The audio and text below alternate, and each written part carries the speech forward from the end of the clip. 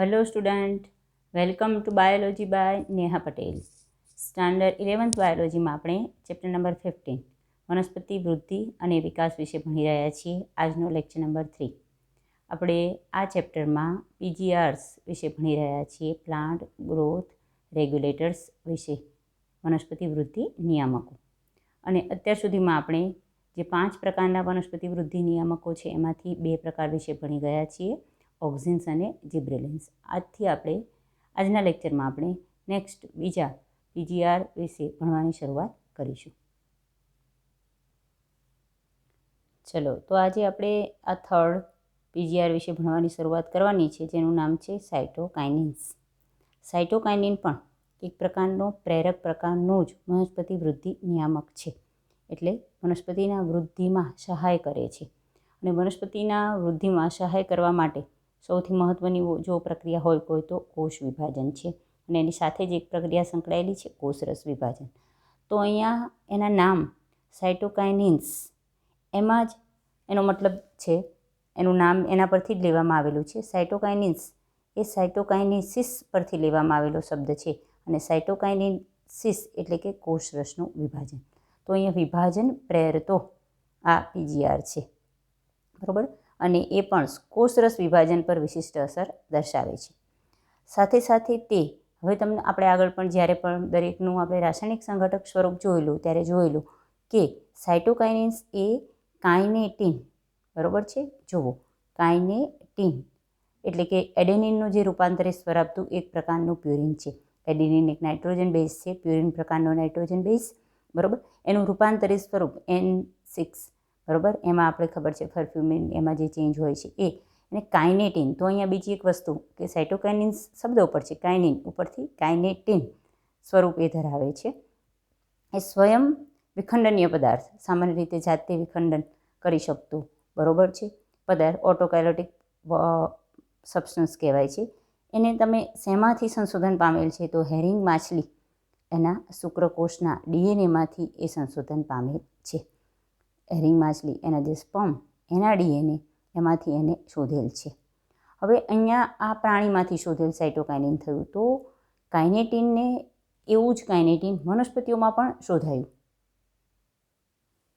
ત્યારબાદ એ વનસ્પતિમાં પણ શોધાયું, પણ વનસ્પતિમાં એ કાઇનેટીન સ્વરૂપે નૈસર્ગિક રીતે પ્રાપ્ય નથી, બરાબર છે. પરંતુ કાઇનેટીન જેવું જ સ્વરૂપ ધરાવતું અલગ પદાર્થ તરીકે એ શોધાયું છે. તો નૈસર્ગિક પદાર્થ તરીકે સાયટોકાઇનિન્સની શોધ એ શેમાંથી થઈ? તો મકાઈના બીજદેશેષ, જ્યારે પણ આપણે મકાઈ એને એકદળી વનસ્પતિ, એના બીજનો જ્યારે આપણે છેદ લીધેલો ત્યારે આ ઘટક આપણે બીજદેશેષ, બરાબર. અને આગળ જતાં તમારે 12થમાં પણ આના વિશે માહિતી આવશે, જેને કેનેલ્સ કહે છે. તો મકાઈના બીજદેશેષ અને નારિયેળના દૂધમાંથી એને પ્રાપ્ત કરવામાં આવ્યું. અને આ જ ઘટક કે જેને અહીંયા ઝિએટીન નામ આપ્યું છે, બરાબર. તો ઝિએટીન એ કાઇનેટીન નથી, બરાબર. ઝિએટીન નામ પણ કઈ રીતે આપેલું છે? જો મકાઈ, એનું વૈજ્ઞાનિક નામ ઝિયામેઇસ છે, તો એના પરથી ઝિયાવડ અને એની પાછળ કાઇનેટીનનો ટીન, એના પરથી ઝિએટીન એવું સ્વરૂપ અલગ કરી શક્યું છે, જે કાઇનેટીન જેવા જ ગુણધર્મ ધરાવે છે, બરાબર. પણ એને સાયટોકાઇનિનમાં સમાવિષ્ટ કરવામાં આવ્યું છે, પણ એ કાઇનેટીન નથી. ઝિએટીનના સંશોધન પછી અનેક સાયટોકાઇનિન્સના પ્રાકૃતિક કે એ નૈસર્ગિક સ્વરૂપ છે, બરાબર છે. અને કોષ વિભાજન પ્રેરક પ્રવૃત્તિ ધરાવતા હોય એવા બીજા પણ સંશ્લેષિત સંયોજનો ઓળખી શકાયા છે. ઝિએટીન કુદરતી મળ્યું છે, પણ એના પછી એવું જ સ્વરૂપ ધરાવતા હોય અને એવું જ કોષ વિભાજનની પ્રેરક પ્રવૃત્તિ ધરાવતા હોય એવા સંશ્લેષિત સંયોજનો પણ મેળવી શકાયા. આ કુદરતી છે, નૈસર્ગિક છે. બીજા નૈસર્ગિક અને સંશ્લેષિત સંયોજનો પણ ઝિએટીન જેવું સ્વરૂપ ધરાવતા મેળવી શકાયા છે. નૈસર્ગિક સાયટોકાઇનિન્સ એ વનસ્પતિના એવા પ્રદેશોમાં સંશ્લેષિત થાય છે કે જ્યાં ત્વરિત શું થતું હોય? કોષ વિભાજન. તો બહુ જ મહત્ત્વની જો પ્રક્રિયા હોય તો એ કોષ વિભાજનની છે, કારણ કે સાયટોકાઇનેસિસ એટલે જ કોષરસ વિભાજન, અને કોષરસ વિભાજન એ કોષ વિભાજનનો એક તબક્કો જ છે. તો હંમેશા સાયટોકાઇનિન્સ માટે એક મહત્ત્વનું કાર્ય ધ્યાન રાખવાનું કે કઈ ક્રિયા સાથે સંકળાયેલું છે? તો કોષ વિભાજનની ક્રિયા સાથે, બરાબર છે. તો અહીંયા જ્યારે પણ તમને સાયટોકાઇનિન્સ માટે આપે છે તો સૌપ્રથમ એ માછલીમાં ક્યાંથી શોધાયું છે? અથવા કાઇનેટિન સ્વરૂપે ક્યાંથી શોધાયું છે? તો હેરિંગ માછલીના જે સ્વયં વિખંડન પામતો જે શુક્રકોષ છે એમાંથી, એના શુક્રકોષના ડીએનએમાંથી મેળવવામાં આવ્યું છે. કુદરતી રીતે વનસ્પતિમાં કાઇનેટિન સ્વરૂપ હાજર નથી, પણ એના જેવું જ સ્વરૂપ મકાઈના બીજદેશેષ અને નારિયેળના જે દૂધ છે એમાંથી મેળવવામાં આવ્યું છે, કોકોનટ મિલ્ક જે કહીએ છીએ એમાંથી. અને એની જો તમને એમ કે એની મુખ્ય પ્રક્રિયા કઈ, તો એ કોષ વિભાજનની પ્રક્રિયા સાથે સંકળાયેલું છે. હવે કેવી પ્રક્રિયાઓ સાથે એ સંકળાયેલું છે? તો અહીં ઉદાહરણ તરીકે કહે છે કે જ્યાં કોષ વિભાજન થતું હોય એવા વનસ્પતિના જે ભાગો છે એમ મૂળની ટોચ આપણને ખબર છે કે જ્યાં વર્ધનશીલ પ્રદેશ આવેલો છે અને કોષ વિભાજન થાય છે. વિકાસશીલ પ્રહરોની કલિકાઓ, પ્રહરોતંત્ર, એની અગ્રકલિકાઓ, પાર્શ્વકલિકાઓ જે પણ છે, જ્યાં સતત વિકાસ થતો હોય અને એના દ્વારા વનસ્પતિની લંબ વૃદ્ધિમાં વધારો થાય છે. એ તરુણ ફળ કે જેમાં પણ આગળ જતાં સતત વૃદ્ધિ થાય વગેરે, બરાબર છે. આના સિવાય તે ક્યાં જોઈ શકાય? તો નવા પર્ણોમાં. આપણને ખબર છે કે નવું પર્ણ કે જેમાં સતત કોષ વિભાજન થઈ અને પર્ણ આગળ મોટું વધતું હોય. પર્ણમાં પણ હરિતકણમાં પણ જોઈ શકાય, કારણ કે હરિતકણમાં મહત્ત્વની ઘણી બધી ક્રિયાઓ થાય છે. ત્યાં પ્રહરોની પાર્શ્વવૃદ્ધિ, ચલો અગ્રકલિકાથી અગ્રવૃદ્ધિ થાય છે, જ્યારે પ્રહરોતંત્રમાં જે એની પાર્શ્વકલિકાઓ છે એના દ્વારા પ્રહરોતંત્ર એ પહોળાઈમાં વધે એટલે એની પાર્શ્વવૃદ્ધિ સાથે સંકળાયેલું છે. અસ્થાનિક પ્રહરોના સર્જનમાં પણ મદદરૂપ થાય. અસ્થાનિક, બરાબર, કોઈ અન્ય જગ્યાએથી પ્રહરોનું નિર્માણ થવું તો અસ્થાનિક પ્રહરોતંત્રનું નિર્માણ થયું કહેવાય. તો વગેરે જગ્યાએ આવી જ્યાં પણ ક્રિયાઓ થતી હોય ત્યાં એના માટે ઝિએટીન અથવા સાઇટોકાઇનિન્સ જેવા પદાર્થો ત્યાં જવાબદાર હોય છે. સાઇટોકાઇનિન અગ્રીય પ્રભાવિતતામાંથી મુક્તિ અપાવે છે. ચલો આગળ આપણે જ્યારે ઓક્સિનનું જોયેલું ત્યારે એક વસ્તુ જોયેલી છે કે જે ટોચ છે એને જો કાપી નાખવામાં આવે અગ્રીય પ્રભાવિતતા, તો પાર્શ્વવૃદ્ધિ થઈ શકે, બરાબર. અને એવી જ પ્રક્રિયા કુદરતી રીતે જે ઓક્સિનમાં થાય છે એવી જ પ્રક્રિયા અહીંયા સાઇટોકાઇનિન દ્વારા પણ થઈ શકે છે. જેમ ઓક્સિન નાખવાની અગ્રીય પ્રભાવિતતા ઘટે છે એ રીતે સાઇટોકાઇનિન પણ અગ્રીય કલિકાની પ્રભાવિતતા ઘટાડી અને જુઓ પાર્શ્વવૃદ્ધિ પ્રેરાવે છે, બરાબર. આના સિવાય બીજું મહત્ત્વનું કાર્ય તો તે પોષક દ્રવ્યના વિતરણને પ્રેરે છે. હવે પોષક દ્રવ્યો જેટલું એનું વિતરણ થઈ શકે વનસ્પતિના જુદા જુદા ભાગોમાં, જેટલું એ જઈ શકે એમ ત્યાં કોષ વિભાજન ઝડપી થઈ શકે. તો એ કોષ વિભાજન તે પોષક દ્રવ્ય છે એનું વિતરણ, વહન એને પ્રેરે છે. અને જેનાથી પર્ણોના પતનને ટાળી શકાય. કઈ રીતે? કે જો પર્ણ પતન સમયે થતું હોય, રીઝન શું હોય કે ત્યાં એને પૂરતું પોષક દ્રવ્ય ન મળતું હોય, પણ જો અહીંયા જો એનામાં સાઇટોકાઇનિન્સ ઉમેરવામાં આવે તો પોષક દ્રવ્યનું વિતરણ થાય અને એને યોગ્ય સમયે પર્ણને પોષક દ્રવ્ય મળી રહે એટલે એનું સમયનું પર્ણપતન શું કરી શકાય? ટાળી શકાય છે, બરાબર. તો અહીંયા આપણે જ્યારે પણ એના કાર્યો જોઈશું તો અહીંયા આપણે ખાસ કે ક્યાં જોવા મળે છે? તો મૂળની ટોચ, અહીંયા વિકાસશીલ પ્રહરોકલિકાઓ અને તરુણ ફળમાં. અને એના કાર્ય અહીંથી લખવાના છે. પહેલું કે તે નવા પર્ણમાં હરિતકણ, પ્રહરોની પાર્શ્વવૃદ્ધિ અને અસ્થાનિક પ્રહરોના સર્જનમાં શું થાય? મદદરૂપ થાય, બરાબર છે. અહીંનું બીજું કાર્ય છે કે સાઇટોકાઇનિન અગ્રીય પ્રભાવિતતામાંથી શું અપાવે? મુક્તિ અપાવે. અને આ ત્રીજું કાર્ય છે કે તે પોષક દ્રવ્યના વિતરણને પ્રેરે કે જેનાથી પર્ણના પતનને ટાળી શકાય, બરાબર. આ એના સ્થાન છે. મૂળની ટોચ, વિકાસશીલ પ્રહરોકલિકા અને તરુણ ફળ વગેરેમાં એ જોઈ શકાય છે કે જ્યાં સતત શું થતું હોય? કોષ વિભાજન થતું હોય એવા પ્રદેશોમાં એ સંશ્લેષિત થાય અથવા ત્યાં એને આપણે જોઈ શકીએ છીએ. તો અહીંયા આપણે એક સિમ્પલ ત્રીજા પ્રકારનો પ્રેરક પ્રકારનો એક ઘટક સાઇટોકાઇનિન્સ વિશેની માહિતી મેળવી. ચલો આપણે નેક્સ્ટ એક પીજીઆર વિશે માહિતી મેળવી અને તે છે ઇથિલિન. આપણે અત્યાર સુધીમાં જે 3 જોઈ ગયા છીએ એ ત્રણેય પ્રેરક પ્રકારના પીજીઆર છે. હવે જે ઇથિલિન અને એબ્સિસિક એસિડ જે બે જોઈ રહ્યા છીએ એક પ્રકારના બંને કેવા? અવરોધક પ્રકાર છે. અને ઇથિલિન માટે આપણે બે મહત્ત્વની વસ્તુ હંમેશા યાદ રાખવાનું રહેશે કે એક તો એ વાયુરૂપ પીજીઆર છે, બરાબર છે. અને બીજી વસ્તુ કે એ આમ જોવા જાવ તો બંને સમૂહમાં બંધ બેસે છે, એટલે કે એ પ્રેરક પ્રકારની પણ પ્રક્રિયાઓ સાથે અમુક સંકળાયેલી છે અને એની અમુક ક્રિયાઓ એ અવરોધક સાથે પણ સંકળાયેલી છે. પરંતુ એની અવરોધક તરીકેની પ્રક્રિયા એ વધુ હોવાથી આપણે એને વનસ્પતિ વૃદ્ધિ અવરોધકમાં મૂકેલો છે. એ આગળ પણ આપણે આ સમજી ગયા છીએ. ચલો તો ઇથિલિન માટે સમજીએ એના કાર્યો. ચલો, ઇથિલિન એક સરળ વાયુરૂપ પીજીઆર છે. આ બહુ જ મહત્ત્વનું અહીંયા ધ્યાન રાખીશું. આગળ પણ મેં વારે વારે કહેલું છે કે એક તો એ સરળ રચના કેમ ધરાવે છે, C2H5, બરાબર છે, કાર્બન 2 સંખ્યા, અને જેને આપણે ઇથિલિન કહીએ છીએ તે ઝીણ પામતી પેશીઓ અને પાકેલા ફળો દ્વારા વધારે પ્રમાણમાં સંશ્લેષણ પામે. ચલો, તો દરેક આપણે જે પણ પીજીઆર જોઈએ છીએ તો કોના દ્વારા સંશ્લેષિત થાય છે, ક્યાં સંશ્લેષિત થાય છે, એના વિશે આપણે મહત્ત્વની વાત જોઈએ છીએ. તો ઝીણ પામતી પેશી અને પાકેલા ફળો, કારણ કે આનું સંશોધન જ્યારે પણ થયું ત્યારે પણ આપણે જોયું કે જ્યારે પાકેલા સંતરા એની બાજુમાં જો કાચા કેળા અથવા અપરિપક્વ કેળા રાખવામાં આવે છે તો પાકેલા સંતરામાંથી કંઈક એવો વાયુરૂપ પદાર્થ એનું વહન થાય છે, બહાર નીકળે છે, બાષ્પશીલ પદાર્થ, કે જે એની બાજુમાં પડેલા જે અપરિપક્વ કેળા છે એને પકવે છે. ઇન શોર્ટ, તો એનું સંશ્લેષણ કોના દ્વારા વધારે થાય? પાકેલા ફળો દ્વારા અને ઝીણ પામતી પેશીઓ દ્વારા, બરાબર.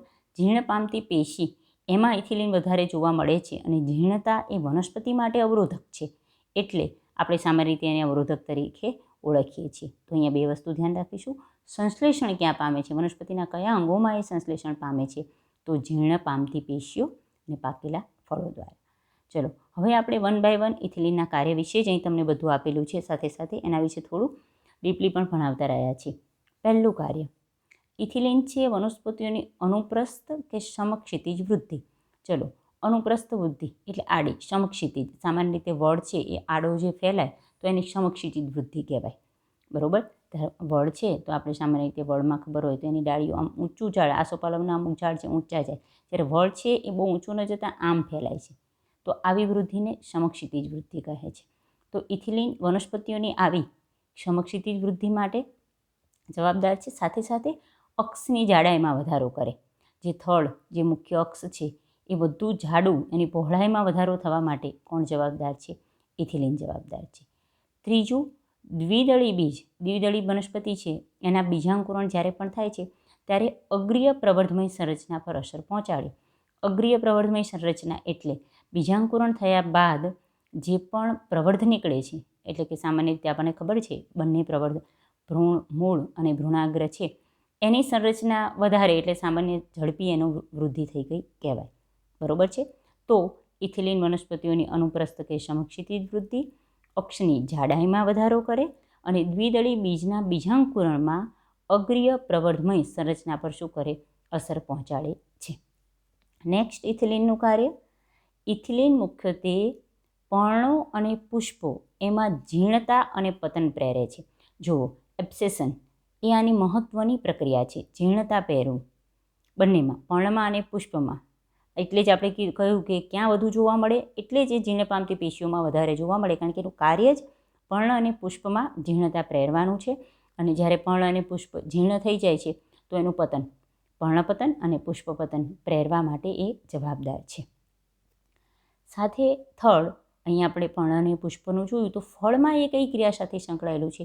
તો ફળોને પકાવવામાં ખૂબ જ અસર કરતા છે. તો અહીંયા ફરી પાછું આપણને ખબર છે કે પાકેલા ફળોમાં એ બધું જોવા મળે છે, રીઝન જ કારણ કે એ કાર્ય સાથે જ સંકળાયેલું છે, કે ફળોને પકાવવામાં ખૂબ જ શું કરે છે? અસર કરતા હોય છે, બરાબર છે. સાથે સાથે જો જ્યારે પણ અહીંયા ફળોની પકાવવાની ક્રિયા આવે છે તો ઇથિલિન સામાન્ય રીતે આગળ જેના સંશોધન ઉપરથી જ આપણને ખબર છે કે સંતરા જ્યારે પણ બધું પાકેલા સંતરા છે એમાંથી કોઈ એવો પદાર્થ વાયુરૂપ નીકળતો હતો, બાષ્પશીલ વોલેટાઇલ સબસ્ટન્ટ, કે જે એની બાજુમાં રહેલા કાચા કેળાને પકવતો હતો. અને આપણને એમનામ નોર્મલ ખબર છે કે જ્યારે કોઈ પણ ફ્રૂટ આપણે બહુ ભેગા રાખેલા હોય, એક જ પ્રકારના, ચલો બધા સંતરા છે કે બધા સફરજન છે, બધા કેળા છે, એક ફ્રૂટ જો વધારે પાકી જાય, તમે કેરી વિશે પણ તમને ખબર હશે કે જ્યારે એક ફ્રૂટ ખૂબ જ એમાં એકાદું નંગ હોય એ ખૂબ જ પાકી ગયું હોય તો આપણે એને દૂર કરી દઈએ છીએ, કારણ કે એક પાકેલી કેળી હોય તો બાકી બધાને બગાડે છે, આપણને ખબર છે. તો એનું રીઝન શું છે? કે એમાંથી આ ઇથિલિન નામનો વાયુરૂપ પદાર્થ નીકળતો હોય, અને એ પદાર્થ એની બાજુમાં રહેલા ફળો એની પણ પકાવવાની પ્રક્રિયાને ઝડપી કરે અને એને વધુ ઝીણ બનાવવા તરફ લઈ જાય, બરાબર. ચલો, ફોર્થ ટોપિક છે ફળ પકવવાની ક્રિયા દરમિયાન એ શું કરે છે? તો એનું શ્વસન દર વધારે છે. ચલો, તો આફ્ટર ઓલ સમજી શકો કે પકાવવાની ક્રિયા એ શ્વસન દર સાથે સંકળાયેલી છે. વનસ્પતિનો શ્વસન દર, એનું રેસ્પિરેટરી રેટ પણ એની સાથે સાથે, કારણ કે એક પ્રકારની એની દેહધાર્મિક ક્રિયા જ ઝડપી થાય છે.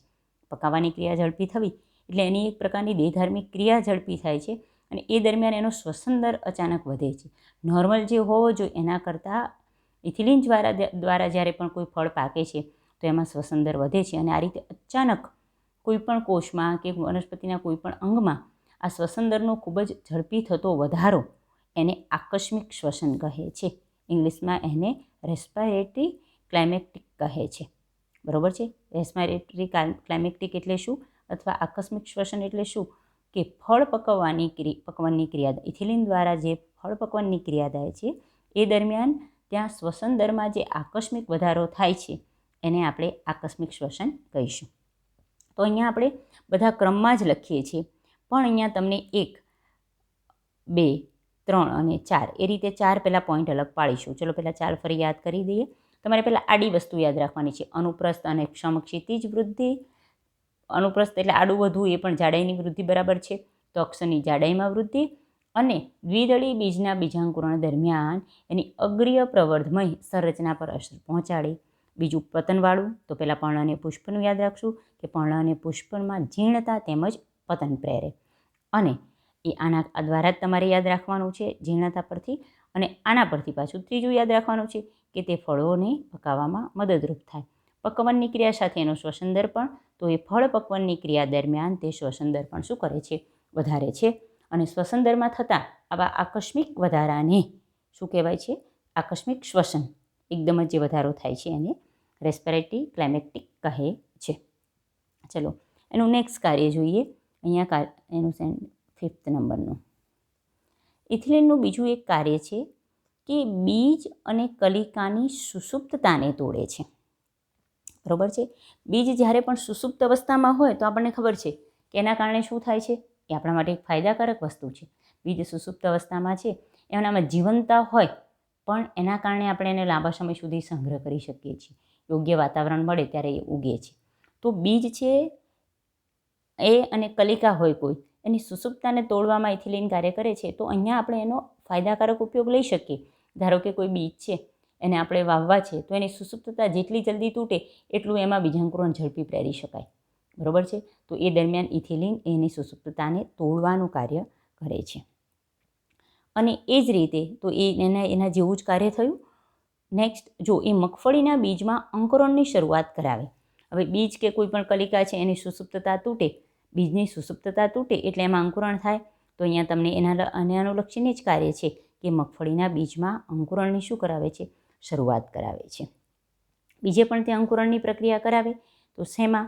તો બટાટાના ગ્રંથિલનું અંકુરણ કરાવે છે. આપણને ખબર છે બટાટા એમાં જે પણ નિર્માણ થાય છે બટાટા એની ગ્રંથિલ કહેવાય છે. જ્યારે પણ આપણે વનસ્પતિમાં આના બધા જ પ્રકારો વિશે જ્યારે જોયેલું ખોરાક સંગ્રહ માટેના રૂપાંતરો ત્યારે જોયેલા કે બટાટા કયા પ્રકારનું રૂપાંતર છે? તો ગ્રંથિલ પ્રકારનું. કારણ કે પ્રકાંડ છે જે ભૂમિગત પ્રકાંડ, એના જે તલસ્થ ભાગમાંથી જે શાખાઓ નીકળે છે એના ટોચે ખોરાક સંગ્રહ થઈ અને જે રચના બને છે એને જ આપણે બટાટા કહીએ છીએ. તો બટાટાના ગ્રંથિલનું પણ એ શું કરાવે છે? અંકુરણ કરે છે. બરાબર છે. એનું 7th કાર્ય અલગથી જોઈએ તો અંકુરણના 2 કાર્ય થયા. ઇથિલિન ઊંડા પાણીમાં જે ડાંગરના છોડ હોય એના આંતરગાંઠ, અને આંતરગાંઠની લંબાઈ વધે એટલે એના પર્ણદંડની લંબાઈને પણ પ્રેરે છે. બરાબર. અને એના દ્વારા શું થાય કે તે પર્ણ અથવા એના પ્રરો એના ઉપરી ભાગોને પાણીથી ઉપર રાખવામાં શું કરે? મદદરૂપ થાય છે. જુઓ કઈ રીતે. અહીંયા એ વસ્તુ સમજાવીએ કે ડાંગરનો છોડ આપણને ખબર છે કે સામાન્ય રીતે પાણીમાં આ રીતે ડૂબી અને ડાંગરને વાવવામાં આવે છે. અહીંયા પાણી છે. તો અહીંયા જ્યારે આ છોડ એની આંતરગાંઠ અથવા લંબાઈ વધે તો અહીંયા આ છોડ બહાર વધારે નીકળી શકે અને એના પર્ણો એ પાણીથી ઉપર ઉગી શકે અને એનું અહીંયા તમે બહાર જુઓ આ રીતે. તો શબ્દ શું લખેલું છે? ઇથિલિન ઊંડા પાણીમાં જે ડાંગરના છોડ હોય, ડાંગરના છોડ તમને ખબર છે ડૂબેલા પાણીમાં ઉગાવવામાં આવતા હોય છે. તો એની આંતરગાંઠ છે એ લંબાઈ વધારે એટલે એનો પર્ણદંડ વધે. પર્ણદંડ વધે એટલે એનું ઉપર પર્ણો કે જે એના પ્રરો ભાગ છે એને પાણીથી ઉપર રાખવામાં આ રીતે શું થાય? મદદરૂપ થાય છે. બરાબર છે. ચલો નેક્સ્ટ હવે ઇથિલિનનું કાર્ય નંબર 8 અહીંયા આપીશું કે ઇથિલિન એ મૂળની વૃદ્ધિ અને મૂળ રોમના નિર્માણને પણ પ્રેરિત કરે. અહીંયા ખાસ ધ્યાન રાખશું કે ઇથિલિન મૂળની વૃદ્ધિ તો પ્રેરે જ છે, કારણ કે બીજાંકુરણ પ્રેરે છે એટલે, પણ સાથે મૂળમાંથી જે મૂળ રોમ નીકળે છે કે જે વનસ્પતિની શોષણ સપાટી વધારે, એનું પણ નિર્માણ આના દ્વારા ઝડપી પ્રેરી શકાય છે, જેથી વનસ્પતિઓમાં શોષણ સપાટીમાં શું થાય, વધારો થાય. આપણને ખબર છે મૂળ રોમનું કાર્ય શું, કે મૂળનું મુખ્ય કાર્ય છે એ વનસ્પતિનું શોષણ કરવાનું, અને મૂળ રોમ એ વનસ્પતિનું શોષણ સપાટીમાં શું કરે, વધારો કરે છે. બરાબર. તો મૂળની વૃદ્ધિ તો પ્રેરે, સાથે સાથે મૂળ રોમના નિર્માણને પ્રેરી અને વનસ્પતિની શોષણ સપાટીમાં એ શું કરે, વધારો કરે છે. તો અહીંયા આપણે બીજા 4 કાર્યો જોયા. જુઓ 4 અહીંયા જોયા છે. અહીંયા બીજ અને કલિકાની સુસુપ્તતા, સાથે જ અહીંયા યાદ રાખવાનું કે બીજ અને કલિકાની સુસુપ્તતા તોડે તો એ જ સાથે મગફળીના બીજમાં અંકુરણ અને બ્રટારના ગંધેરમાં અંકુરણ. બરાબર. એના સાથે એ જમીનમાં ઊંડા પાણીમાં જે ડાંગરનો છોડ છે એની આંતરગાંઠ વધારે. જુઓ આપણે આંતરગાંઠ વધારવાવાળો આગળ પણ ચિબ્રેલિન્સનું જે જોયું ત્યારે જોયેલું કે શેરડી એના જે દંડ છે એની આંતરગાંઠને વધારામાં મદદરૂપ થાય છે. પણ અહીંયા જો તમને ડાંગરના છોડમાં આંતરગાંઠના વધારા માટે કહે છે તો કોણ છે, ઇથિલિન, કારણ કે એ પાણીમાં ડૂબેલો છે છતાં આ કાર્ય કરે છે. બરાબર. સાથે સાથે એ મૂળ અને મૂળ રોમની વૃદ્ધિ વધારે, અને મૂળ રોમ વધે એટલે વનસ્પતિની શોષણ સપાટીમાં આફ્ટરઓલ શું થાય, વધારો થાય. તો આ 4 કાર્ય, અહીંયા 4, આ 4. બરાબર છે. નેક્સ્ટ આપણે 9th નંબરનું કાર્ય.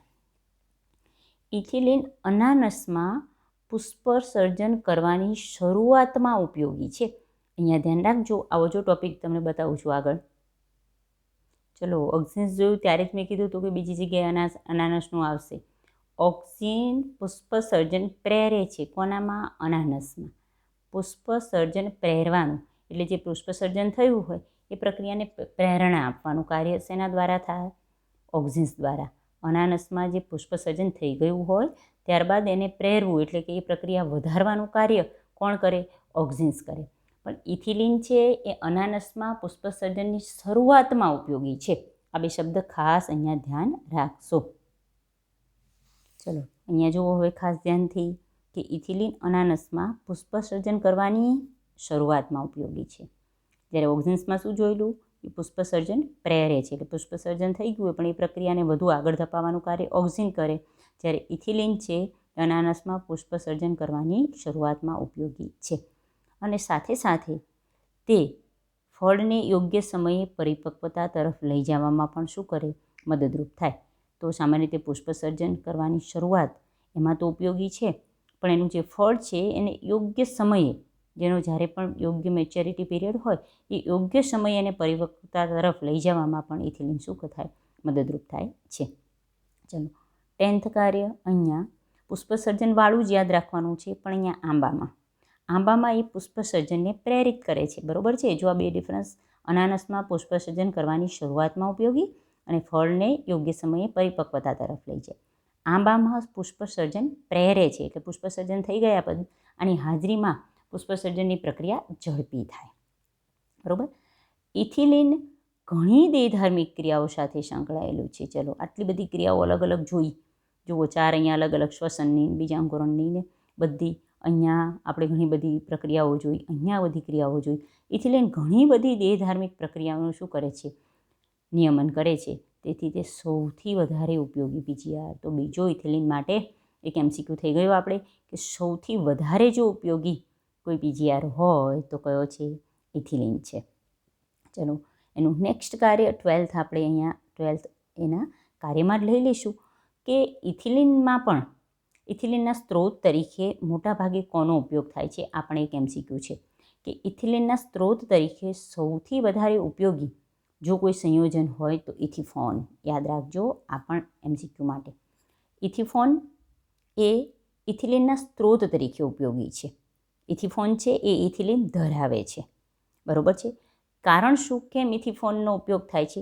કે ઇથિફોન એ જલીય દ્રાવણમાં ત્વરિત રીતે શું પામે? શોષણ પામે. અને વનસ્પતિમાં શું થાય? એનું ઝડપી વહન પામે અને પછી ધીમે ધીમે ઇથિલિનને શું કરે? પોતાનામાંથી મુક્ત કરે. એટલે જ્યારે પણ કોઈ જગ્યાએ ઇથિલિનના સ્ત્રોત તરીકે ઉપયોગની જરૂર હોય તો ઇથિફોન ઉમેરવામાં આવે છે. એટલે ઇથિફોન જે વનસ્પતિમાં પાણીમાં ઓગાળીને નાખવામાં આવે તો વનસ્પતિમાં જેનું જલીય માધ્યમ છે એમાં ઓગળી જાય છે. પાણી સાથે એ જલ્દીથી વહન પામી શકે છે અને પછી ઇથિલિનને મુક્ત કરે છે. આ એથિફોન એટલે જ આ ઇથિફોનની વાત કરે છે કે તે ક્યાં ઉપયોગી છે. તો ટામેટાં તેમજ સફરજન જેવા ફળોમાં એ પરિપક્વતાનો શું કરે, વેગ વધારે. આગળ પણ આપણે જોયું કે ફળોમાં એ પરિપક્વતાનો વેગ વધારે છે, તો અહીંયા સ્પેશિયલી ટામેટાં તથા સફરજનમાં. તેમજ તે પુષ્પો તેમજ ફળોના પતનની તીવ્રતા પણ દર્શાવે છે. આ ઇથિફોનનું કાર્ય છે. બરોબર છે. ફળોમાં પરિપક્વતાનો વેગ તો વધારે છે. કેવા ફળોમાં? ટામેટાં તેમજ સફરજનમાં. પણ સાથે સાથે પુષ્પ તેમજ જે બીજા ફળો છે એના પતનની તીવ્રતા દર્શાવે, કારણ કે ઇથિલિન એનું પતનનું કાર્ય જીર્ણતા તરફ લઈ જવું અથવા પતન કરવું એ પણ એનું મુખ્ય કાર્ય જ છે. જેમ કે એના હાજરીને કારણે કપાસ, ચેરી અને અખરોટ જેવા જે ફળો છે એને એના પાતળા થવું, પતન ઝડપી થઈ જાય છે એટલે એ પાતળું એનું નિર્માણ થવું એની પ્રક્રિયા કરાવે છે. ચલો, અહીંયા એક ઇથિફોનનું બીજું કાર્ય કહે છે કે તે કાકડીમાં માદા પુષ્પની સંખ્યા વધારે. અને આપણે ઓફ્ટરઓલ સમજી શકો કે માદા પુષ્પની સંખ્યા વધે એટલું ફળનું નિર્માણ વધે છે, તો તેથી પાકની ઉત્પાદકતામાં પણ શું થાય, વધારો થાય છે. તો અહીંયા એક કાર્ય બાયપાસ ઇથિલિનનું જ છે. તો અહીંયા આપણે જે 12th નંબરનો આખો ટોપિક છે એ ઇથિફોન માટે લઈએ છીએ, પણ એ એથિફોનમાંથી ઇથિલિનનું જ નિર્માણ થાય છે. પણ તમને એક્ઝેક્ટલી ઇથિફોન માટે કહે છે તો તમારે આટલો પેરેગ્રાફ 12th નંબરનો લખવાનો રહેશે. બરાબર. તો અહીંયા 1 by 1, 4 અહીંયા, 4 અહીંયા, અને અહીંયા બીજા આપણે 4, સોરી અહીંયા આપણે 9, 10, 11 અને 12. ઓકે, અહીંયા પણ બીજા 4 કાર્ય, એટલે 4, 4 અને 4. એ રીતે તમે અલગથી કાર્ય મેં જે રીતે તમને યાદ રાખાવ્યા એ રીતે રાખશો તો ઇઝીલી ઇથિલિન વિશે તમે માહિતી મેળવી શકશો. જો ફરી એકવાર રિપીટ કરાવી દઉં છું કે જ્યારે પણ આ 4 કાર્ય યાદ રાખીએ છીએ તો પહેલાં આના પર જવાનું કે ક્યાં છે. તો ઝીણ પામતી પેશીમાં અને પાકેલા ફળોમાં છે. પહેલું મેં તમને યાદ રાખ્યું કે વળની જે આ રીતે વૃદ્ધિ થાય, વળમાં જ આ ઉપયોગી છે એવું નથી. વળમાં કુદરતી રીતે આ થતું હોય, એમાં સમક્ષિતિજ વૃદ્ધિ હોય તો ત્યાં ઇથિલિન વધારે હોઈ શકે. પણ જો સમક્ષિતિજ વૃદ્ધિ વધારે કરાવી હોય, કોઈ વૃક્ષ એને આપણે પહોળું વધારે ઉગાડવું હોય, લાંબુ નથી જવા દેવું, તો ઇથિલિન ઉપયોગી છે. પહોળું વધારવું, અક્ષની જાડાઈ પણ વધારવી હોય તો પણ એ ઉપયોગી થાય. અને કોઈ પણ બીજના બીજાંકુરણમાં એના લંબ વૃદ્ધિ કરાવી હોય, અગ્રીય પ્રવર્ધમય સંરચનાની અસર કરવી હોય તો પણ એનો ઉપયોગ થાય. એક બીજું આના પરથી કે જીર્ણ પામતી પેશીમાં હોય તો એ કાર્યસુપર્ણ અને પુષ્પમાં જીર્ણતા અને પતન પ્રેરે, અને પાકેલા ફળોમાં હોય તો ફળોને પાકવામાં મદદરૂપ થાય. ફળ પકવનની સાથે શ્વસન દર પણ વધારે. 4 અહીંયા લખી નાખવાના. અહીંયા બીજ અને કલિકતાની સુસુપ્તતા સાથે સુસુપ્તતા તોડે તો બીજાંકુરણ, તો કોનું? મગફળીના બીજમાં અને બટાટામાં બીજાંકુરણ કરાવે. અને એક આંતરગાંઠ વધારે છે શેની અંદર? પાણીમાં, ડાંગરના છોડમાં. બરાબર. અને ચોથું મૂળની અને મૂળરોમની વૃદ્ધિ, એના દ્વારા શોષણ સપાટીમાં વધારો. અહીંયા એક અનાનસનું ઉદાહરણ, પછી એક આંબાનું ઉદાહરણ, બંનેમાં પુષ્પસર્જન માટેનું જે કાર્ય છે એ. અને પછી નેક્સ્ટ કાર્ય તો આપણને ખબર છે કે બધી જ દેહધાર્મિક ક્રિયાઓ સાથે સંકળાયેલું હોવાથી એને આપણે મહત્ત્વનું પીજીઆર કહીએ. અને પછી 12th કાર્ય એ આખું ઇથિફોનનું છે. અને ઇથિફોનના કાર્યો બધા જ એક સાથે લખી નાખો તો ચાલે છે, પણ ખાલી ઇથિફોન વિશે પૂછે તો આટલું લખવાનું રહે. બરાબર. તો અહીંયા આપણે એક અગત્યનો બીજો પીજીઆર ઇથિલિન વિશેની માહિતી મેળવી. ચલો, આપણે એક લાસ્ટ પીજીઆર વિશે માહિતી મેળવી અને તે છે એબ્સિસિક એસિડ. પહેલાં આગળ પણ આપણે જણાવ્યું છે એ પ્રમાણે કે ઇથિલિનમાં પણ જે રીતે એની વૃદ્ધિ તરીકેની ઘણી બધી ક્રિયાઓ છે, પણ એને આપણે અવરોધકમાં મૂકેલો છે. અને એબ્સિસિક એસિડ એની શોધ જ એના પતન તેમજ સુસુપ્તના નિયમન કરનારી ભૂમિકા થયેલી છે. તો પતન સાથે સંકળાયેલો છે એટલે આપણે એને મહત્ત્વના વનસ્પતિ વૃદ્ધિ અવરોધક તરીકે ઓળખીએ છીએ. તો એબ્સિસિક એસિડ ABA એની શોધ પતન તેમજ સુસુપ્તતાના નિયમન કરનારી તેની ભૂમિકા માટે થઈ છે. બરાબર. એ સુસુપ્તતાનું નિયમન કરે છે એટલે અન્ય પીજીઆરની જેમ તે પણ વનસ્પતિ વૃદ્ધિ તરીકે પણ અને વિકાસમાં પણ એની અસર નોંધી શકાય છે. પરંતુ સામાન્ય રીતે એ વનસ્પતિ વૃદ્ધિ અવરોધક તરીકે કાર્ય કરે છે. તો આનું પહેલું કાર્ય છે કે એની શોધ શેના તરીકે થયેલી છે? તો પતનના કાર્ય માટે તેમજ સુષુપ્તતાના નિયમનના કાર્ય માટે એની ભૂમિકા મહત્ત્વની છે. અન્ય પીજીઆરની જેમ એની વૃદ્ધિમય પ્રક્રિયા તો છે જ, બરાબર, વિકાસમાં પણ એની ભૂમિકાઓ જોવા મળે, પરંતુ એક સામાન્ય વનસ્પતિ વૃદ્ધિ અવરોધક તરીકે એ કાર્ય કરે. તો પહેલું જ કાર્ય અહીંથી સ્ટાર્ટ કરી દઈશું કે એબ્સિસિક એસિડ એ સામાન્ય વનસ્પતિ વૃદ્ધિ અવરોધક તરીકે કાર્ય કરે છે અને વનસ્પતિની ચયાપચયની પ્રક્રિયાને અવરોધે છે. જો સુષુપ્તતા એક પ્રકારની વસ્તુ જે થઈ, સુષુપ્તતા એટલે કે એ સમય દરમિયાન બીજ સુષુપ્ત હોવું એટલે એની દેહધાર્મિક ક્રિયાઓ થોડા સમય માટે અટકી જાય છે. તો અહીંયા એની ચયાપચય ક્રિયાઓને એ અવરોધે છે એ દરમિયાન. સેકન્ડ, એબીએ બીજના અંકુરણને અવરોધે છે. ચલો, સુષુપ્તતાનો મતલબ જ શું કે એ સમય દરમિયાન બીજનું અંકુરણ થઈ શકતું નથી. નહીંતર શું થાય કે કોઈ પણ જગ્યાએ બીજ હોય એનું અંકુરણ થઈ જાય, પ્રક્રિયા ચાલુ જ રહે. પણ બીજ સુષુપ્ત અવસ્થામાં જાય છે એબીએના કારણે. એટલે જ્યારે પણ બીજ સુષુપ્ત અવસ્થામાં હોય તો એના માટે જવાબદાર ઘટક કોણ છે? એબ્સિસિક એસિડ છે.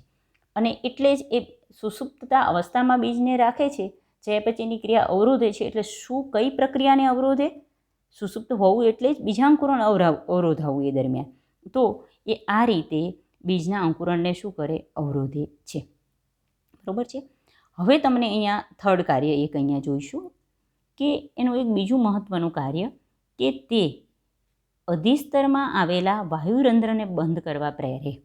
વનસ્પતિમાં જે વાયુરંધ્ર આવેલા હોય એમાં પર્ણના જે અધિસ્તર છે એમાં એના વાયુરંધ્ર જે સ્ટોમાટા છે એની બંધ કરવા પ્રેરે. હવે એ બંધ કરવા પ્રેરવા માટે એ બી એ જવાબદાર છે. તો એના કારણે વનસ્પતિને શું ફાયદો થાય છે? તો વનસ્પતિઓની વિવિધ પ્રકારના તણાવો માટેની સહનશીલતા વધારો કરવાની ક્ષમતા બક્ષે. ચલો, કઈ રીતે બક્ષે સમજો કે ચલો, તણાવ એટલે કોઈ પણ પ્રકારનો સ્ટ્રેસ કેવો હોય? ધારો કે પાણીનું પ્રમાણ ઓછું છે, દુકાળ પડ્યો છે, અથવા કોઈ પણ જગ્યાએ વનસ્પતિને પાણી ઓછું મળ્યું છે તો એને જલતાણ છે. તો એ સમયે જો પાણી ઓલરેડી ઓછું હોય અને ઉત્સેદન થઈ અને વાયુરૂપે જો એ બહાર નીકળી જાય તો વનસ્પતિને નુકસાન થાય. એ વનસ્પતિ વાયુરંધ્ર જો બંધ કરી દે તો પાણી છે એ ઉડી જતું, ઉત્સેદન સ્વરૂપે બહાર નીકળી જતું, બાષ્પીભવન થઈ જતું અટકી જાય. બરાબર? અને એ દ્વારા જલતાણ સામે તમે ટકી શકે વનસ્પતિ જીતે. તો એ વાયુરંધ્રને બંધ કરવા પ્રેરે. વાયુરંધ્ર બંધ થાય એટલે શું થાય? ઉત્સેદનનો દર ઘટે. ઉત્સેદનનો દર ઘટે એટલે જલતાણ સામે વનસ્પતિ વધુ સહનશીલ થઈ શકે, એની સહનશીલતામાં વધારો કરવાની ક્ષમતા વધે. આ કારણસર જ અહીંયા ધ્યાન રાખશું એક બીજી વસ્તુ કે એબ્સિસિક એસિડને બોઆઈએમપી તણાવ અંતસ્ત્રાવ સ્ટ્રેસ હોર્મોન કહે છે. બરાબર છે? એ સ્ટ્રેસ આપતું નથી, પરંતુ એ સ્ટ્રેસ વખતે એટલે કે તણાવ હોય વનસ્પતિમાં ત્યારે એને એની સહનશીલતામાં વધારો કરવાની ક્ષમતા આપે. એટલે એને તણાવ અંતસ્ત્રાવ સ્ટ્રેસ હોર્મોન તરીકે ઓળખવામાં આવે છે. બરાબર? અહીંયા એક નાનો આ રીતે ક્વેશ્ચન પણ પૂછી શકાય, અથવા તણાવ અંતસ્ત્રાવ કયો છે વનસ્પતિમાં? તો એબ્સિસિક એસિડ. અને કેમ એબીએ એટલે કે એબ્સિસિક એસિડને તણાવ અંતસ્ત્રાવ કહે છે? સમજાયું? કઈ રીતે એ તણાવ સામે સહનશીલતામાં વધારો કરે? તો એનું એક મહત્ત્વનું કાર્ય કે અધિસ્તરમાં આવેલા વાયુરંધ્રને બંધ કરી દે છે એ રીતે. ચલો, નેક્સ્ટ ફોર્થ કાર્ય એનું એબીએ બીજના વિકાસ, એની પરિપક્વતા, એની સુષુપ્તતા વગેરેમાં બહુ જ મહત્ત્વની ભૂમિકા ભજવે છે. બીજની બધી જ પ્રક્રિયાઓ, બીજનો વિકાસ પ્રેરવો, બીજને પરિપક્વ થવું અને સાથે સાથે બીજની સુષુપ્ત પણ કરવું, એ બધી જ બીજ માટે અનુકૂળતા પ્રક્રિયાઓ છે. એમાં એ મહત્ત્વની શું કરે? ભૂમિકા ભજવે છે. ચલો, નેક્સ્ટ બીજની જ વાત કરીએ છીએ તો આ બીજની વિકાસ, પરિપક્વતા અને સુષુપ્તતામાંથી બીજની સુષુપ્તતાની વાત કરીએ તો એ બીજની સુષુપ્તતા પ્રેરિત કરી અને એબીએ બીજને શુષ્ક તેમજ વૃદ્ધિ માટે પ્રતિકૂળ પરિબળ શું કરે છે? બચાવે છે. બીજને સુષુપ્તતા અવસ્થામાં લઈ જાય છે એટલે એની વૃદ્ધિ માટે જો પ્રતિકૂળ પરિબળો હોય ત્યાં સુધી એને સુષુપ્ત અવસ્થામાં રાખે. જો બહાર વાતાવરણ શુષ્ક હોય તો પણ એને પ્રતિકૂળ અવસ્થામાં રાખે. એ દરમિયાન એનું બીજાંકુરણ થવા દેતું નથી. બરાબર? એટલે સુષુપ્ત અવસ્થામાં રાખી અને બીજને આ રીતે શું કરે છે? ઉપયોગી છે.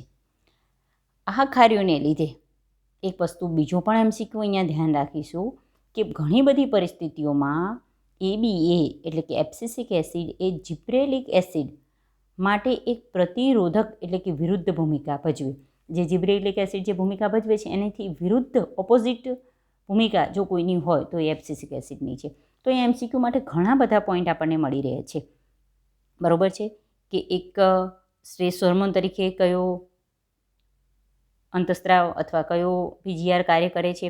તો એબ્સિસિક એસિડ. કેમ એને સ્ટ્રેસ હોર્મોન કહેવાય છે? તો બીજી એક વસ્તુ કે કયો અંતસ્ત્રાવ ઇન શોર્ટ કયો પીજીઆર એ જિબ્રેલિક એસિડની પ્રતિરોધક ભૂમિકા ભજવે તો એબીએ, અથવા એબીએ એનો પ્રતિરોધક ભૂમિકા ભજવતો બીજો પીજીઆર કયો છે તો જિબ્રેલિક એસિડ એટલે કે GA3 GASનો મતલબ કે સામાન્ય રીતે બધા જિબ્રેલિક એસિડ્સ, બરાબર છે.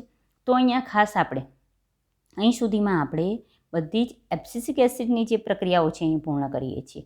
એટલે અહીંયા તમારો જે ટૉપિક હતો આપણો એબ્સિસિક એસિડ એ અહીંયા પૂરો થાય છે. પણ અહીંયા તમને કોમન અહીંથી જે પોઈન્ટ સ્ટાર્ટ થાય છે શું છે કે બધા પીજીઆર્સ છે એની ભૂમિકા શું છે, એ કઈ રીતે કાર્ય કરે છે, વનસ્પતિમાં પીજીઆર્સની કાર્યપદ્ધતિ અથવા એની ભૂમિકા સમજાવો તો એ ટૉપિક અહીંથી સ્ટાર્ટ થાય છે. એટલે મેં અહીંયા લાઈન દોરેલી છે કે આ ટૉપિક તમારો એબ્સિસિક એસિડમાં નથી, બરાબર છે. વનસ્પતિમાં તમને છતાં અહીં ટૉપિક લખીને આપી દઉં છું કે વનસ્પતિમાં વિવિધ જે બધા 5 પ્રકારના પીજીઆર્સ છે એની કાર્યભૂમિકા શું છે અથવા એની ભૂમિકા શું છે અથવા કઈ રીતે કાર્ય કરે છે એના વિશેની માહિતી આપો, સામાન્ય માહિતી, તો એ આ રીતે આપવાની છે. જુઓ અહીંયા જુઓ કે સંક્ષિપ્તમાં કહીએ તો બધાની વાત કર્યા બાદ તમને કહે છે કે વનસ્પતિની વૃદ્ધિ, વિભેદન હોય અને વિકાસ. આખું વનસ્પતિનું નિર્માણ થયા બાદ એની વૃદ્ધિ થવી, એનો વિકાસ થવો, એનું વિભેદન થવું, એ બધા જ કાર્ય માટે ક્યાંક ને ક્યાંક એક કે અન્ય પ્રકારના પીજીઆરની કોઈક ને કોઈક ભૂમિકા તો હોય જ. એટલે કોઈ દરેક સ્ટેજે કોઈક ને કોઈક તમને એક તો પીજીઆર્સની જરૂર પડે જ. જો સિમ્પલ તમને વસ્તુ કહું છું કે ધારો કે તમે કોઈ કેલસ લીધું એટલે કે અવિભેદિત કોષોનો સમૂહ લીધો, પછી પ્રયોગશાળામાં ધારો કે એને વૃદ્ધિ કરાવો છે. તમને ખબર છે કે એમાં આપણે વૃદ્ધિ માટે મૂળરોગનું નિર્માણ કરવું છે તો તમારે ઓક્સિન્સ ઉમેરવો જોઈએ. પછી એમાં ફળનું નિર્માણ કરાવવું છે, ધારો કે ફળનું નિર્માણ કરવાનું છે, ફળને પરિપક્વ કરવું તો ક્યાંક ને ક્યાંક જિબ્રેલિક એસિડનું ઉમેરવો પડે છે, બરાબર છે. ક્યાંક પ્રકારની લંબાઈ વધારવી છે તો જિબ્રેલિન્સ કે ઇથિલિન ઉમેરવો પડે. પછી ધારો કે ફળ બને છે, ફળને પકવવા છે તો ફળને પકવવા માટે પાછું ઇથિલિન ઉમેરવો પડે. તો ક્યાંક ને ક્યાંક જિબ્રેલિન, એબ્સિસિક એસિડ, સાઇટોકાઇનિન, જે કોષ વિભાજન પ્રેરવું હોય તો સાઇટોકાઇનિન ઉમેરવો પડે. અહીંયા શરૂઆતમાં જ પહેલાં કોષો છે, કોષોની સંખ્યામાં વધારો કરવો હોય તો સાઇટોકાઇનિન્સ ઉમેરવો પડે. તો આ રીતે તમને એમ કહે છે કે વનસ્પતિ વૃદ્ધિ થાય, વિભેદન પામે અને વિકાસ, એટલે બીજાંકુરણથી શરૂઆત તમે સમજો કે બીજની સુસુપ્ત અવસ્થામાં રાખવું, પછી ધારો કે બીજ નાખ્યું, પછી બીજને ઉગવું, પછી બીજમાં પર્ણની લંબાઈમાં વધારો કરવો, કાં પછી એની આંતરગાંઠ વધારવી હોય, બરાબર, અગ્રીય પ્રભાવિતતા ઘટાડવી હોય, બીજનો જો તમારે અનુપ્રસ્થ સંક્ષિપ્ત વૃદ્ધિ કરાવી હોય, અક્ષરની જાડાઈ વધારવી હોય, પુષ્પસર્જન પ્રેરવું હોય, ફળોનું નિર્માણ પ્રેરવું હોય, ફળોને પકાવવા હોય, ફળ પતન પ્રેરવું હોય, દરેક જગ્યાએ આ 5માંથી કોકને કોક કોઈ એકની તો અહીંયા ભૂમિકા આવે જ છે. આ ભૂમિકાઓ પૂરક પણ છે કે પછી પ્રતિરોધક પણ હોઈ શકે. તમે ઘણી ભૂમિકાઓ એવી જોઈ કે બંને 2 કે વધારે જે પીજીઆર છે એક જ પ્રક્રિયા સાથે સંકળાયેલા હોય. ઘણીમાં પ્રતિરોધક પણ હોય, જેમ કે એબીએ જે કાર્ય કરે છે તો જિબ્રેલિક એસિડ એનાથી વિરુદ્ધ કાર્ય કરતું હોય, બરાબર છે. કોઈ જગ્યાએ પુષ્પસર્જન પ્રેરતું હોય તો એકથી વધારે એ કોષ વિભાજન, જ્યારે કે ઓક્સિન્સ છે એવું જ કાર્ય સામાન્ય રીતે સાઇટોકાઇનિન્સ પણ કરે છે. તો એ બંને એની પૂરક ભૂમિકાઓ કહેવાય. તો આ ભૂમિકાઓ વ્યક્તિગત પણ હોઈ શકે કે સંયુક્ત રીતે પણ સહાયક હોઈ શકે. એવું પણ થાય કે દરેક એક પીજીઆર ક્યાંક ભાગ ભજવતો હોય તો ઘણીવાર એવું થયું કે કોઈ એક કાર્યમાં એકથી વધારે પીજીઆર સાથે સંયુક્ત રીતે પણ પોતાની ભૂમિકા ભજવતા હોય, બરાબર. આ રીતે વનસ્પતિના જીવનમાં ઘણી બધી ઘટનાઓ થાય છે કે જ્યાં એક કરતાં વધારે પીજીઆર્સની આંતરક્રિયાની ઘટના અને અસર કરે. ઉદાહરણ તરીકે ધારો કે બીજ અથવા કલિકામાં સુસુપ્તતા પહેરવી, પતન કરવું, વૃદ્ધત્વ, જીર્ણતા, અગ્રીય પ્રભાવિતતા, આ બધી ક્રિયાઓ એકબીજા સાથે આંતરક્રિયા સાથે સંકળાયેલી છે અને ત્યાં સંયુક્ત રીતે એક કે વધારે પીજીઆર્સની આપણને ત્યાં જરૂર પડતી હોય, બરાબર. ચલો, પીજીઆર્સની ભૂમિકા એક પ્રકારના આંતરિક નિયંત્રણની હોય છે. એનું કાર્ય શું છે? પીજીઆર પ્લાન્ટ ગ્રોથ નિયામક કરવું, નિયંત્રણ કરવું, વનસ્પતિની આંતરિક પ્રક્રિયાનું નિયંત્રણ કરવાની પ્રક્રિયા સાથે સંકળાયેલું છે.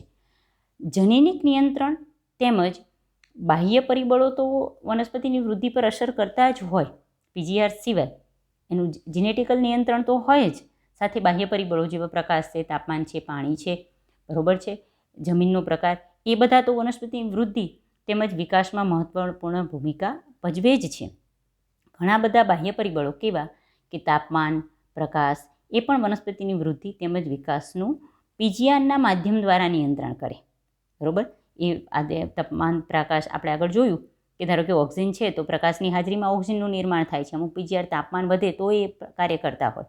તો આ બધા જ બાહ્ય પરિબળો, જનીનિક પરિબળો અને આ બધા પીજીઆર આંતરિક પરિબળ તરીકે કાર્ય કરી અને વનસ્પતિને વૃદ્ધિ, વિકાસ અને વિભેદનને પ્રક્રિયા સાથે સંકળાયેલા હોય. એવી કેટલીક ઘટનાઓના ઉદાહરણ છે, જેવા કે વાસંતીકરણ, પુષ્પસર્જન. બરાબર છે, વાસંતીકરણ એટલે સામાન્ય રીતે યોગ્ય સમયે વનસ્પતિમાં પુષ્પનું નિર્માણ કરાવવું. પુષ્પસર્જન, સુસુપ્તતા પહેરવી, બીજાંકુરણ પહેરવું, વનસ્પતિઓનું હલનચલન વગેરે આ બધી એવી ક્રિયાઓ છે કે સામાન્ય રીતે એ બધી જ ક્યાંક ને ક્યાંક એ વનસ્પતિના જીવનમાં આંતરિક નિયંત્રણ સાથે સાથે પીજીઆરની સાથે સાથે એ પણ ભૂમિકા ભજવે છે. તો અહીંયા વનસ્પતિના વિવિધ પીજીઆર્સની ભૂમિકા અથવા સામાન્ય ભૂમિકા વિશે માહિતી આપો એમ કે તો આ ટૉપિક અલગથી લખવાનો છે. તો આના સાથે સાથે આપણે એક ટૉપિક 15.4 પીજીઆર્સ પ્લાન્ટ ગ્રોથ રેગ્યુલેટર્સ વનસ્પતિ વૃદ્ધિ નિયામકો એ ટૉપિક અહીંયા પૂરો કરીએ છીએ. બરાબર, તો આના સાથે આપણે એક ટૉપિક અહીંયા પૂરો કરીએ અને આ સાથે આપણે 5 પ્રકારના પીજીઆર્સ પણ અહીંયા આ રીતે ભણી ગયા છીએ. બધાના કાર્ય 1-2 વાર વાંચી અલગ પાડી અને સારી રીતે તમારે યાદ રાખવાના રહેશે. ઘણી બધી ટ્રીક પણ હોય છે, પણ એ બધી ટ્રીક કર્યા કરતાં એક્ઝેક્ટ એનું આ કાર્ય છે એ રીતે તમે યાદ રાખશો. ચોક્કસ આ કાર્ય એ આ જ પ્રકારનો ઘટક કરે છે તો ઇઝીલી તમને યાદ રહી જશે. ટ્રીક ઘણીવાર ફેલ પણ જાય છે યાદ રાખવામાં, એટલે કોઈ શોર્ટકટ ટ્રીક ન અપનાવતા તમે ઇઝીલી દરેકના કાર્ય યાદ જ રાખી લો કે આટલા કાર્ય છે ને આવા કાર્ય સાથે સંકળાયેલું છે, તો તમે ઇઝીલી આને યાદ રાખી શકશો. ઓકે, તો આના સાથે આજનો લેક્ચર આપણે અહીંયા પૂરો કરીએ છીએ. જય હિન્દ.